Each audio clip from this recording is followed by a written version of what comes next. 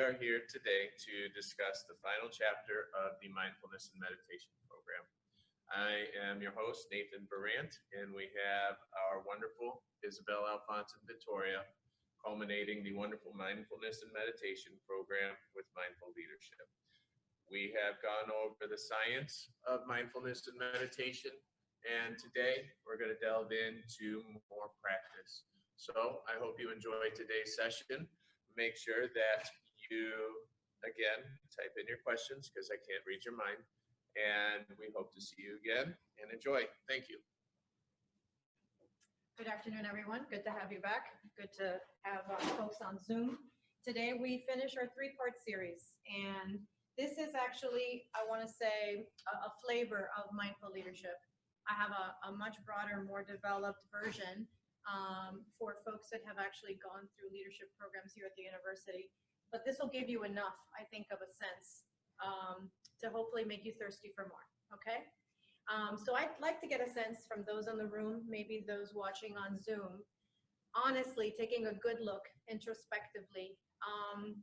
Have you, since you've begun the course, given some thought to incorporating mindfulness in your life? If so, if you could please raise your hand. Okay, we have everybody in the room here raising their hand. What about Zoom? And this is really a deep look at self, right? Have you become curious? Yes, we have folks raising their hands. That's good to hear. Then I think I've at least done a little bit of my job. I want to encourage you to keep checking in with self. What's in this for me? The answer is a lot, okay? And hopefully today you'll have even more reasons to think, why should I practice mindfulness in my life? As you notice up on the PowerPoint, you see someone who is actually meditating in a boardroom setting. And you might wonder, well, gee, you know, that's kind of funny. But the truth of the matter is, if you've ever been in an interview or if you've ever been in a meeting where there were some high stakes, whether it was at work or maybe, you know, in your private life, if you are a member of a community board or if you're active in any any type of institution or agency, sometimes there are very stressful moments. And wouldn't it be good if we were poised to be able to undergo those moments and not fall, you know, to stress, right? If we could master those a little bit better. So today I'm going to invite you to do just two things, and they're going to sound familiar because you've probably heard me mention them before. Please be here. So those of you on Zoom and those of you here in the room, make sure that you've silenced any device and that you devote this time to yourself. You deserve it, okay? You walked away from whatever you were doing. Please remain actively engaged. It's less about me and more what I could be sharing with you that could actually be important. And then be open.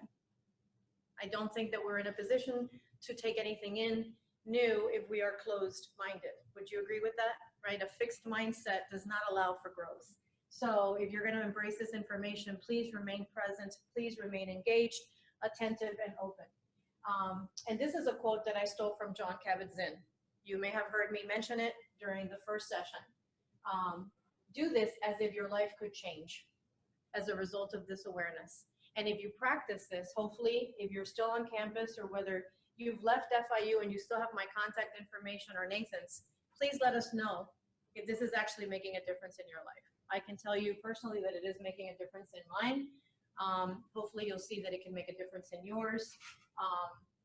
And so here's our agenda, okay? We're gonna stick to our 50-minute segment. We're gonna go once again, just a little bit over mindfulness for those of you that may have skipped or not been able to continue the sequence of 3 sessions. And I'm also gonna introduce what actually is the definition of mindful leadership. I'm gonna tell you a little bit about the origin, like how it came to be. Why is there such a thing as mindful leadership? I'm gonna talk to you about the cultural appeal. This is not just something that's happening in labs. There's actually a flavor for this out there in the real world. How this movement is actually spreading, because it's actually spreading as we speak. I'm also going to talk to you and tie it into other psychological constructs, other things that we understand to be mindful in the world of psychology, and we're going to actually practice again, okay? So we're going to have a small practice at the end. Now this quote I hope awakens you, because it did me. You've probably seen it before. Your life is not a dress rehearsal. And I think that should maybe be motivational. It's like, I don't have all the time in the world. What am I waiting for? We often say, when this happens, right? Or after this, I will, or when that I will, but it's always conditional on another time. But we really aren't factoring in that this time, the present moment, is very. Denise, is anybody? Okay. This is somebody who does exercise videos. Maybe that rings a bell. She was much more popular, I want to say, in the late 90s for doing home videos for people who wanted to exercise at home. So I want to provoke you a little bit more. I want you to think a little bit more. And this is the work of Sonia Lubomirski. And she was actually here. She's come twice to the University of Miami, where the World Happiness Summit has occurred. And I've had the pleasure of sitting in on her presentations. And I found this information important enough to share with all of you. Hopefully it'll wake you up a little bit more. A lot of people come and say, oh, you know, I have this going on with me. I'm so unhappy, right? And it's usually situational. And when this gets resolved, I'm going to be so much better, okay? Well, her research to date has proven that our life happiness is pretty much determined by your DNA. About 50% of your life experiences are going to be based on your genetics. Okay, so kind of how you arrived on this planet, how you're wired, that's going to dictate whether happiness is going to come in touch with you or whether you're going to come in touch with it. But only 10% of your happiness is determined by your life circumstances. And you'd be surprised how many people come to the OEA and it's all about their life circumstances, right? It's who I work for, or it's this team, or it's this job, or it's this city, or it's this marriage, or it's my finances. And although those things are not unimportant, they're not self-deterministic. What is that 40% of your life is determined by the choices that you make. That's a lot of power. I hope I've given you some level of encouragement to say, I could actually do something for myself that could change the course of my trajectory. The answer is yes. And mindfulness is one way to get there. So think about it. 40% of the time you could be making a decision that could actually bring about relief in your life. And you don't have to just allow things to always be the way they've been. The other thing I want to share with you today is a visual, an idea of creating a space in your life to lead. Literally creating a space. I'm not talking about a physical space. I'm talking about a concept of allowing enough room in your life to be able to be a more mindful leader. Okay? This quote came from Bill George, who now is a senior fellow at Harvard Business School. He's written a very famous book that a lot of people have read around leadership. And this is a quote from his book. As you take on greater leadership responsibilities, the key is to stay grounded and authentic, to face new challenges with humility, and balance professional success with more important, but less easily quantified measures of personal success. Now, FIU is a place of great ambition. Would you agree with me? Right? There's always these very large goals, institutionally, from a different business unit perspective, from the different schools, from your different departments. And some of us are very ambitious people. That's why we're here. You know, we have one degree, we get another degree, we get a more elevated degree. And all of that is wonderful as it relates to just achievement. But if you don't become mindful along the way, you can get a little bit lost. Okay, so this is about, it's not just where you're going, but the destination, right? The process. You'll see this again. You've seen this quote before. It's just to jog your mind. John Kabat-Zinn says what? Mindfulness is awareness that arises through paying attention on purpose. So sometimes we're so driven by where we want to go that we don't even look at where we're going, right? We just forget the journey. And it's about knowing what's on your mind. So what's on your mind? What am I feeling? Where am I headed? How's everything working out for me? I did talk to you about Ellen Langer. This is a very good quote from her book, A Call for Mindful Leadership. She talks about mindful organizations, like institutions that actually act mindfully. What are institutions made up of? People, right? So mindful people create mindful organizations. All of us at FIU, the more mindful we become, the more mindful our institution is. And the more mindful are going to be the experiences that we have with our community, with our students, with our faculty, with our staff, with each other. And she challenges us. She says, one might argue that in an increasingly complex world, where work cuts across all types of boundaries, the leader's only task is to promote and harness distributed mindfulness, right? So what part do you bring to the equation? If you are mindful and you are mindful and I am mindful, if we distribute the mindfulness, then everyone's, contributing. So here's the definition of mindful leadership. I told you I was going to give it to you. It consists of 4 things. You can consider them pillars, if that's easier for you to remember. And they are focus, clarity, creativity, and compassion. Focus, clarity, creativity, and compassion. For those of you that came to segment 2, I told you you would revisit this because these were the same elements that made for a good educator, for a good teacher, for a good professor. Focus, clarity, creativity, and compassion in the service of others. In the service of others. And I repeat that because the OEA, we are in the service of others. PAWS is in the service of others, right? And if we really are mindful, aren't we all in the service of others?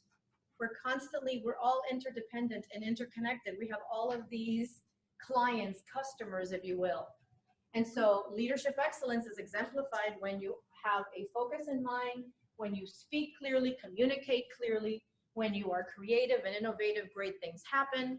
And last but not least, wherever there is compassion and kindness, there's a happier place to work, okay? So leadership presence is a tangible quality. Tangible, what does that mean? Anyone, I'm interested, either in Zoom or here in the room. How do you know that you've seen leadership excellence? Have any of you seen leadership excellence and said, that person is an excellent leader. I want to be like her, or I want to be like him. I want to hear from somebody who would like to share. In the back.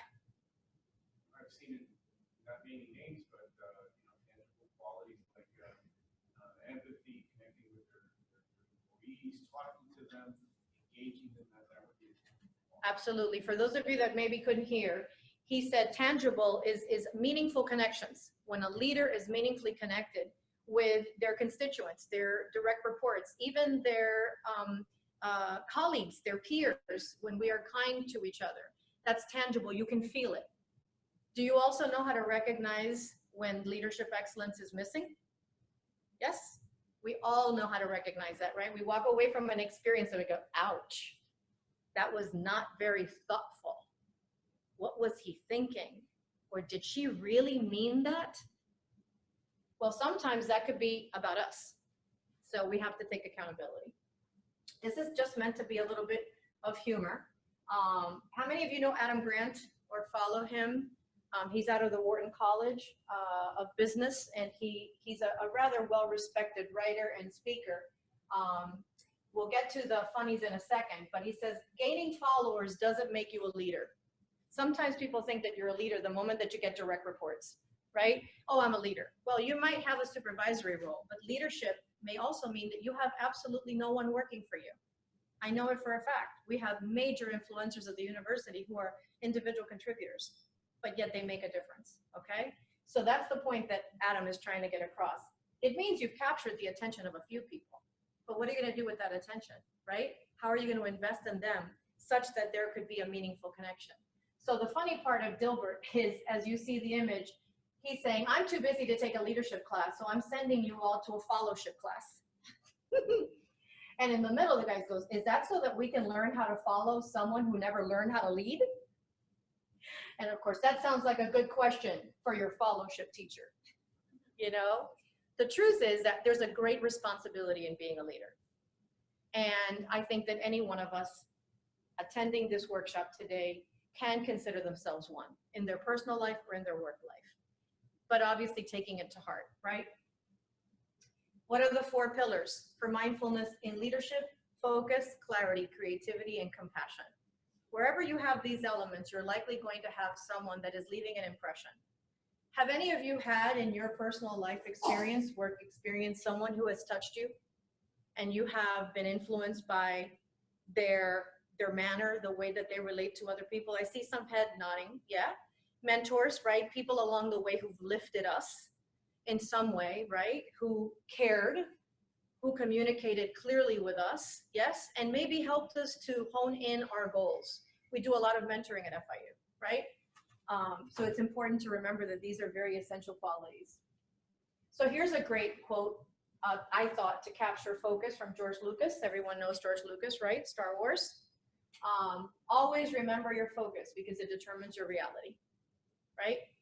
How often do we miss something? Why did we miss it? We weren't focused, right? There comes attention. Remember, mindfulness, attention, and intention helps you to stay focused. So here's 3 different kinds of focuses. This is the work of Dan Goldman. You're going to hear about him a little bit later in the presentation. He is the father of emotional intelligence, EI, as many of us know. But he talks about 3 different kinds of focuses, and I hope it wakes us all up, because at any point, this is something that we need to ask ourselves. Inner, he defines inner focus as a leader tuned out of her or his internal world will be rudderless, unable to steer. Sadly, we can look at the news today and we can probably, right, identify a few leaders who are out of touch. Would you agree with that in a loose kind of way, right? Anywhere in the world where anyone has responsibility for the well-being of other people, they're leaders, yes? And sometimes you see that they are completely tuned out. It's all about themselves, right? It's very egotistical type of leadership. Mindful leaders are not always consumed with themselves. They are much more thoughtful about making meaningful connections, like you said out there in the back. So other, one blind to the world of others will be clueless. What happens when I'm so wrapped up in my own head that I completely lose touch with what's happening around me, right? I could make a grave mistake. Sometimes leaders do that. They're so wrapped up in themselves that they are out of touch with the people that support them, that could actually help them to be better. And they make fools out of themselves. And the last one, outer. Those indifferent to the larger system in which they operate will be blindsided. So it actually does not work in your favor to remain out of focus, because you can make a lot of mistakes and hurt a lot of people along the way. Whereas if you're mindful and collaborative, you're much more likely to succeed, right? It's hard to be a one-man show. So much better to work in community. Clarity. This is a great quote from Dr. Carl Jung from the world of psychology. And his quote is, "Your vision will become clear only when you look into your heart. Who looks outside dreams. Who looks inside awakens," right? It's almost a definition of enlightenment, right? It's about introspection. It's about being connected to everything else, not just into myself, my ego. Creativity. Now, some of you on Zoom, I apologize, this image might be difficult to watch this word board, but it does capture so many different words that I thought depicted creativity. Creativity is something that is best done in community, in collaboration. Where innovation happens is when we all work together. And so you'll see words like brainstorming, strategy, advice, solutions, original, research. That's the kind of stuff that happens here at FIU. But I hear sometimes people saying, oh, we're so siloed. We're so over here and you're so over there, right? We have some room to improve, to be more connected. Anyone familiar with the work of Dr. Brene Brown? Social psychologist from the University of Texas school system, very famous. Look her up. She's got a wonderful TED Talk. She's all over the place. She was a keynote at SHRM this year, the Society for Human Resource Management annual conference. Someone that I respect highly, and this is a wonderful little quote from her. Creativity is the way I share my soul with the world. Imagine the power of that. Creativity is the way I share my soul with the world. If I'm egotistical, if I'm all about me, if I'm closed in, you're not going to experience me, and I don't get to experience you, right? And last but not least, one of my favorite subjects, compassion. The work of Monica Werlein and Jane Dutton. Dr. Jane Dutton is probably the most renowned expert in the field of compassion in the workplace. There's a lot of studying happening on the topic of compassion. There's now about 20 years of research, but Dr. Jane Dutton has made it her life's work to study compassion at work. This is the cover of her book. It came out last year, and this is a quote from her book. Compassion is an irreplaceable dimension of excellence for any organization that wants to make the most of its human capabilities. Yet compassion is something that isn't practiced very often. It makes people sometimes uncomfortable. And yet we're learning that in places of employment where there is a high degree of compassion, there's a higher degree of satisfaction, right? Retention, loyalty.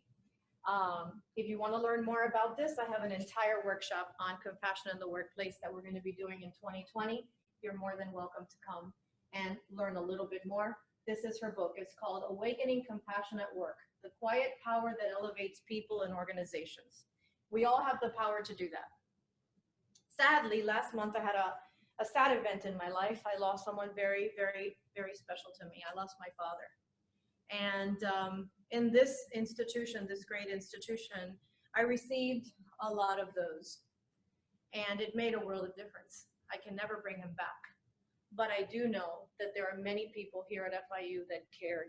And it was meaningful to me. And it helped me to be well at work. So I can tell you it's a living testament that compassion in the workplace, there's a place for it, okay? There's a place for it, we all need it. If you're interested in this book called Healing Emotions, Conversations with the Dalai Lama, I own it. I have it in my office upstairs. You're more than welcome to come and borrow it. I bought it at a workshop that I attended last year that was very life-changing, and I had the good fortune to be able to get a copy of this. It talks about mindful, selfless, and compassionate leadership. And I'm thinking, the Dalai Lama on leadership? Yeah, don't be surprised. He sits on the boards of Mindful Leadership, which is a summit, and I'll tell you about it in a minute. He's very connected to not just individual compassion, but the compassion in the workplace. And why does he think it's important? Because it helps to alleviate stress. That's the reason you decided to come to this workshop. You want to find other ways in your life that you can cope better. So to alleviate stress, to promote cooperation, I agree. To cultivate trust so that we can work better with each other. If I feel that I can trust you, there's a whole lot more that I can do with you. And last but not least, we achieve much more when we work in collaboration. When we work against each other, what happens? Not a lot, right? We get thwarted. We get wrapped up in ego. Not a lot happens in ego. But when you work together, you get a lot more done. This just came out February 2019. If anybody wants the article, I actually have it from HBR. So I want to talk to you about Janice. You might say, who's Janice Martirano? There was a time when I didn't know who she was either, okay? And I'm glad that I know now because I can tell you all about her. She was featured in a book that I have in my office if you wanna come by and check it out. It was written not just about her, but about how mindfulness actually got into the workplace, why it didn't just stay as an individual contemplative practice. But as you can tell from the slide, she was the former vice president of Deputy General Counsel at General Mills. General Mills is a very large Fortune company in the United States. And back in 2009, it was in process of merging with Pillsbury. It was an enormous feat to the tune of an excess of something like $49 billion. And she was given the job of making that happen. If any of you know anything about business and the Federal Trade Commission, these kinds of deals go under great scrutiny because these companies become monopolies. So she was facing probably a life-changing event of making this deal happen. And it was going to be a make or break for her in her career. During the process of those negotiations, she lost her mother and she lost her father. And she became completely undone. A very high performer with a track record that if you look at her CV would drop your jaw. She was morose at work and not feeling the star that she is and was. And she had a really kind colleague who said to her, Janice, you need to step away. You need to step down because you're hurting. We can see it. Obviously, this has been a blow to you. And she didn't really want to. She was a high achiever and she thought she could beat it, but she was beginning to experience not just depression, but burnout. Long hours, if you know anything about, legal work in corporations, these are 10, 12-hour daily jobs, 7 days a week sometimes. And so she reluctantly agreed to step away on vacation. And she was signed up by her friend to go to a week retreat on mindfulness and meditation, just like what you're doing. But imagine this for 7 days out there, in the desert in Arizona. Nathan's working on a budget so we can do that. 7 days, we're going to all be gone, private jet and everything, right? We're going to Pantherize Arizona. But so she goes, and I have to tell you, the truth is, and she'll tell you because she's very candid, there's lots of TED Talks out on her on YouTube. She was very skeptical. She brilliant, highly cognitive in her ability to relate to people was not easy. She walked in there and she says, 7 days? You gotta be kidding me, right? So how many massages can you get? And then they told her, oh, well, that's not the kind of retreat you're in. We're gonna talk about feelings and we're gonna sit and we're gonna meditate. And she said, meta what? And they said, yes, in fact, we're leading a group right now. We're going out into the desert, 7 a.m. in the morning. We're going to sit around and we're going to meditate. And she says, I don't know how I'm going to, I want out. And they said, just come to this one. Maybe you'll like it, right? So reluctantly she goes, and who do you think was the meditation leader for that? Just take a guess. Those of you that have been through these 3 trainings, who do you think was leading that meditation? Jon Kabat-Zinn. When I read that in the book, I got to tell you, immediately that went up on my bucket list, and I've done it. I've done it because it changed her life. That moment led to another moment, that led to another day, that led to another moment, that led to many tears, that led to grief, that led to release, that led to awareness, that led to attention. And she got the deal when she got back and she quit. Yeah, isn't that amazing? She got the deal and she quit because she realized that she was no longer happy doing that. And she wanted to give these tools to other people. So she wrote a book, Finding the Space to Lead, a practical guide to mindful leadership. And she created her own academy. And she's got her own academy now. And this is her teaching it. She runs the Institute for Mindful Leadership, left the job. This is truly a photo from this May. This was the class on May 8th of leaders that actually dropped what they were doing to go learn from her. And you're learning from me through her. So we all have something to do with Janice, right? Trying to change the world, making it a better place. But I know that some of you are still skeptics, whether it's on Zoom or here in the room. So here's some data, all right? This is from her training institute. This is data that she's made public because people are wondering really like how true does this mindfulness thing, right, pan out? And so from a multi-year study of a Fortune 200 company, she found that people who had gone through her training reported a 48% increase in focus. I don't know about you, but if I was sharper 48% of the time, I'd be really happy. Remember what I shared with you last time? About 50% of the time we're walking around this planet, not even paying attention to what we're doing. But do you remember what the 4 pillars were? What was the first pillar? Focus. Second data, 40% reported that they were more productive. In other words, they got more things done. And while this is not the goal is not to get us to just spin the wheel faster, right? Because we're not hamsters. It is useful to be able to do more so that we can get more things achieved and we can feel relief in having things done. 34% reported they were better able to prioritize, make decisions about what to do. 31% reported greater employee satisfaction. And last but not least, 34% felt that they could perform under pressure. I know that that's something we all struggle with, right?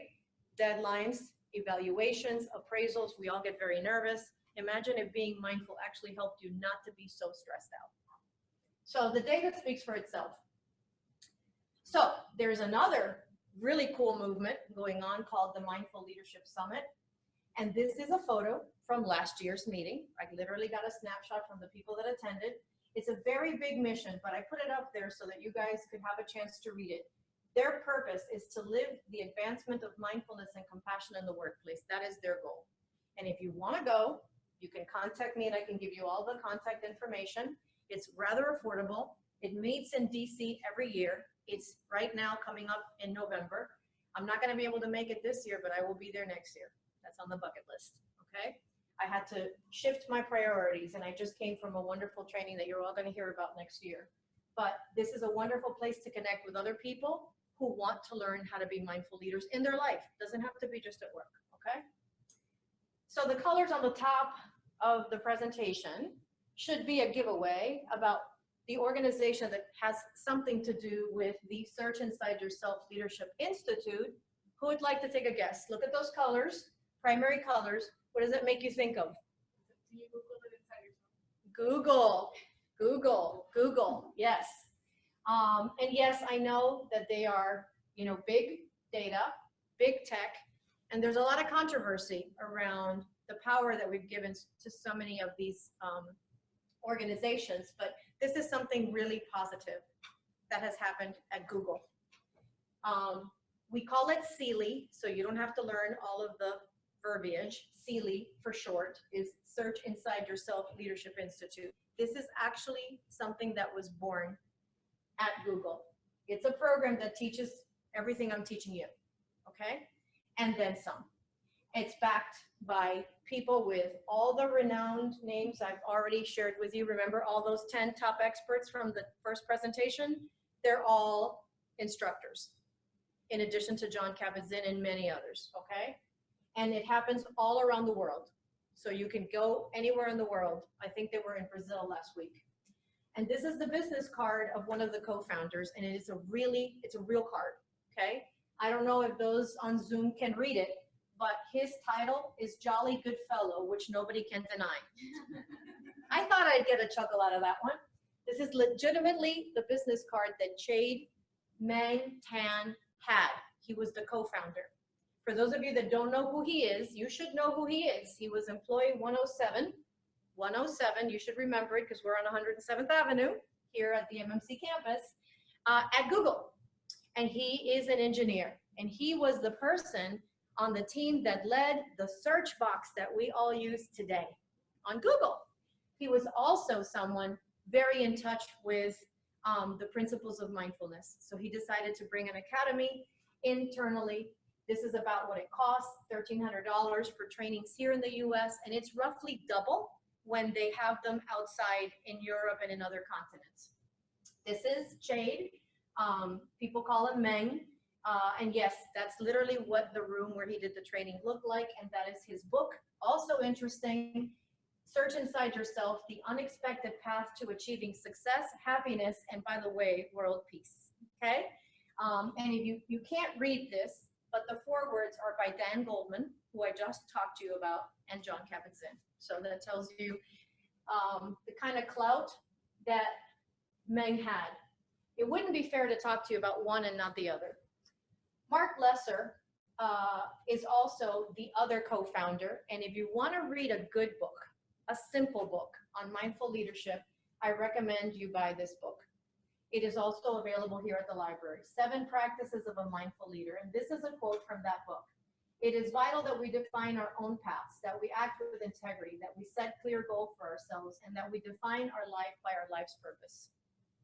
Okay, so if you want to read a good book, this is a very good one. He's out on the web a lot, and if you follow any of the Mindful Leadership Summit websites, which I will give you all that contact information, there's a lot of podcasts from him that are free. Wanted to tell you that they have a very small goal. Sealy wants to bring this to 1 billion people, and they're on their way. So far, from 300 participants, this is the data. 89% felt better able to reduce stress, 91% reported better clarity of mind, and 85% noticed enhanced connection to others, something that we said was very important. These are all the companies that are doing cool stuff. You might recognize some of their logos. It's not everybody, but it's just a good, I think, taste for what is happening everywhere else. Here at our own FIU, I recognize some of you in this room. I don't know yet who's on Zoom, but I do know that a lot of you come and meditate with us at the OEA. We meditate every other Wednesday in this library in room 482. So we're on our way to bringing more mindfulness to FIU. These are just photos of other types of leaders, because I want to make sure that you realize that this isn't just in an academic setting. Over there on the left, that is the Canadian Police, and you see them meditating. These are Marines meditating down below, and that is the fire department meditating up above. This is going into all sectors, so much so that you'll recognize some of these faces as well, right? We got some eye candy over here, depending on whether or not you like the Patriots, okay? But you have LeBron and you have Kobe. I think you recognize Russell. The message there is that it's also in athletics, okay? So we're seeing it transcend into other areas. Mindful walking, we talked about that last week. This is the quote that I was referring to, walk as if you're kissing the earth with your feet. The goal behind that is sometimes I'd like to recommend that maybe you take your meetings outside, okay? If you have an opportunity, you can suggest that to your group. If you want to have a brainstorming session, just walk outside. The weather's about to get better soon. This is the book that I wanted to talk to you about, that I mentioned about Dan Goldman, okay? Working with emotional intelligence, emotional and social intelligence and leadership is also another thing that requires attention and intention. How's that becoming closer to mindfulness? Do you see that the words are embedded in the mindfulness definition? All right, so here's a very quick video on this concept. See, come on.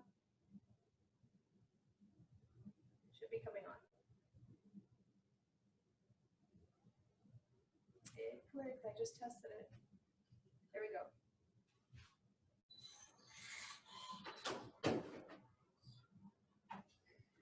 What distinguishes great leaders from average ones? A factor that psychologists call emotional intelligence, also known as EQ. When Daniel Goleman analyzed executives at nearly 200 companies, he found emotional intelligence was twice as important as both IQ and technical ability in driving performance. At the most senior levels, it accounted for a whopping 90% of the difference between the best and the rest. But what exactly is emotional intelligence?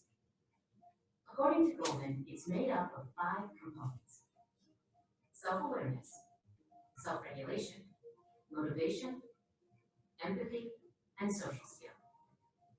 Let's examine each in turn. Self-awareness is understanding one's own emotions and their effect on others. Self-aware leaders are confident and candid. They can realistically assess and talk about their strengths and weaknesses, often with a self-deprecating sense of humor.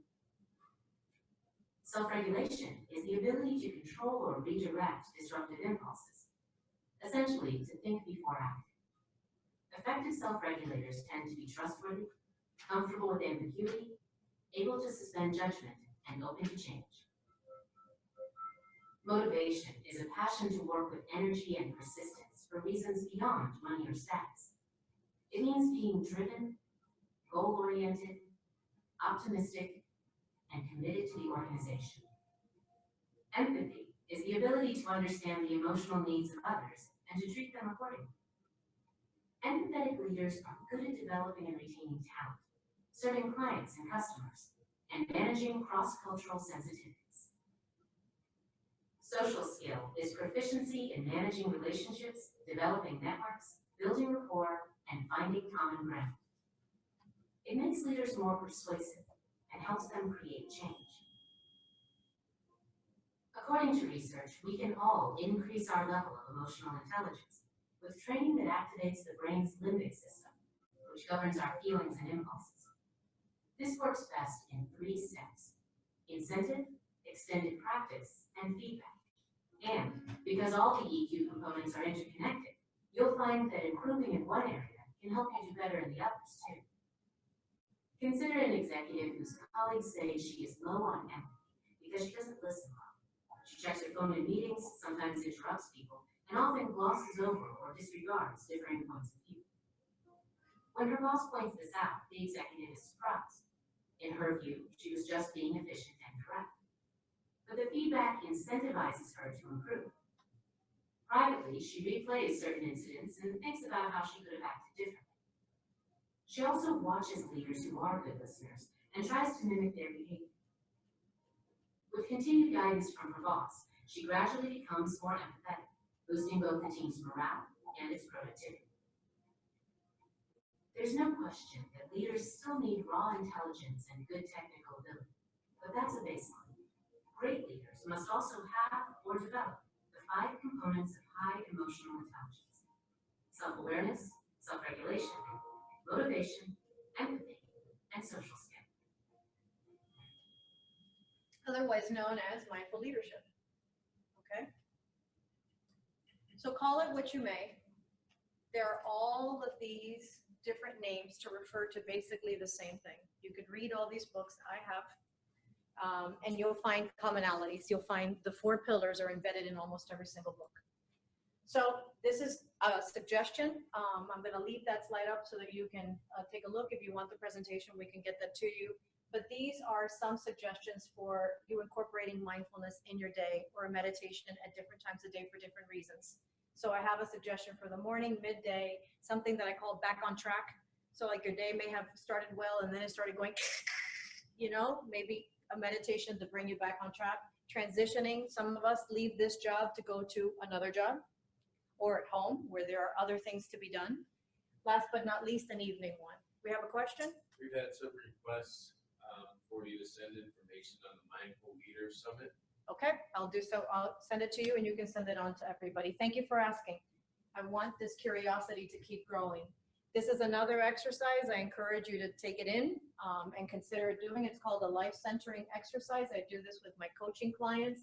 It consists of 3 questions. The first one is to eventually look deep again, introspection. Is this the direction that I want to be moving in general, in your life? It's a good question. Number 2, are my recent choices and actions helping me with my purpose? Right? That's accountability. And last but not least, what can I do to better support my life goals, right? To get myself back on track. I suggest you don't wait to go see a coach or a therapist to ask these questions. These questions should be in your life cycle at least 2 to 3 times a year, okay? Do that, check in, start all over. How about that practice now before we close, all right? So for those of you on Zoom, to the best of your ability, and for those of you in the room, please make yourselves comfortable in your room, in your chair.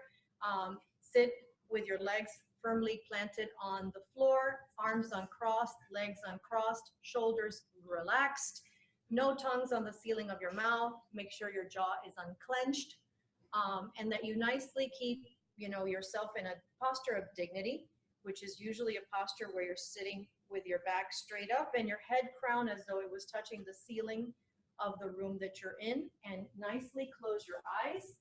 Take a nice long cleansing breath in through the nose and out through your mouth.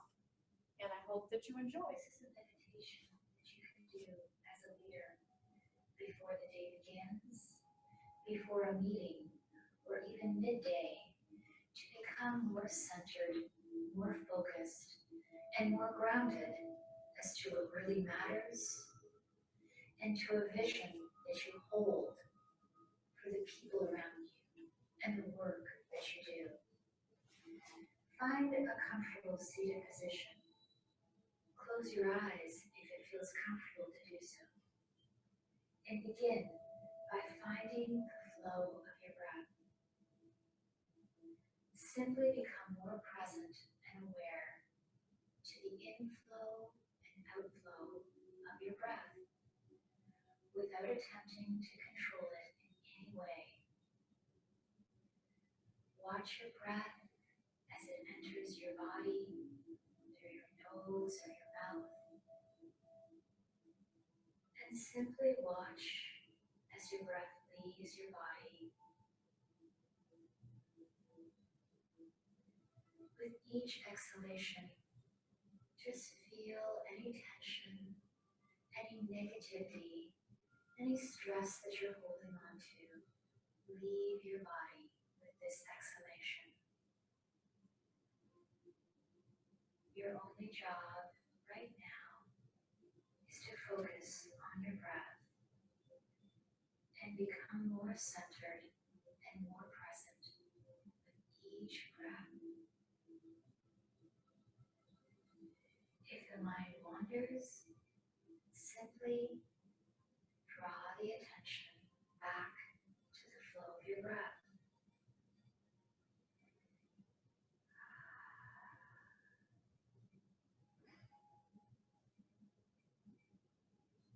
Now that you feel just a little more relaxed, a little more present, bring to your mind's attention an image of yourself, a vibrant, healthy, on-fire image of you.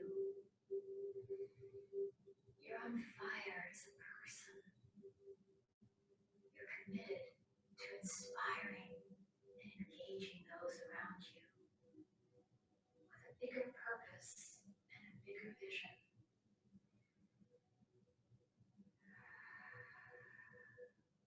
Hold this vision if you can, and simply ask yourself, what's really important here? How can I, as a leader, help others around me? What is the bigger vision I am creating as a leader, as a person? Simply ask these questions and allow the energy to dissolve throughout your body.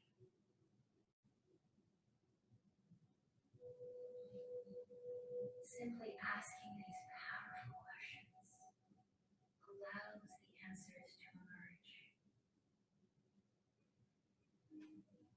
What's really important here, right now, today? How can I, as a leader, help others around me?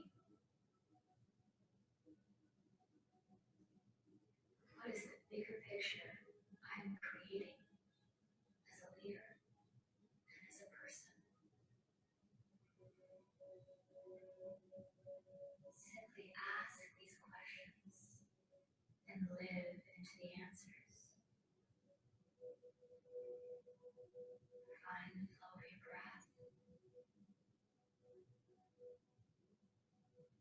Feel yourself more grounded and more present. Ready to take on the day. Ready to take on whatever lies ahead of you. Ready to inspire others around you.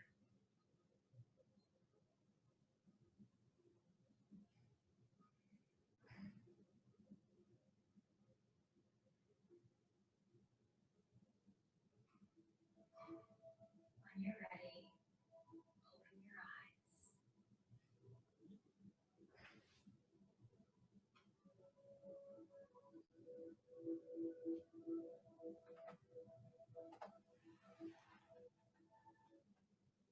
Welcome back.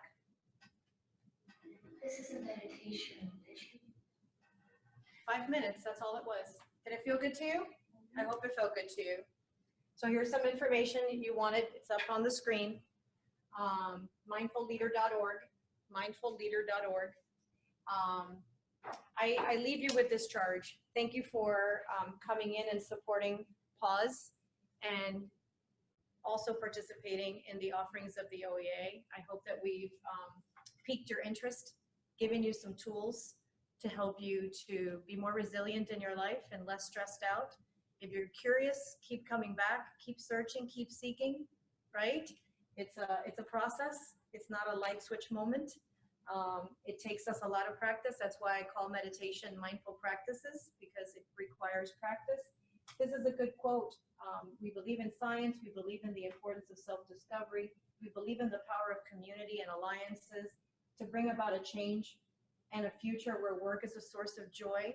I know that we have challenges here at FIU, but we also have great moments and we have opportunities for joy.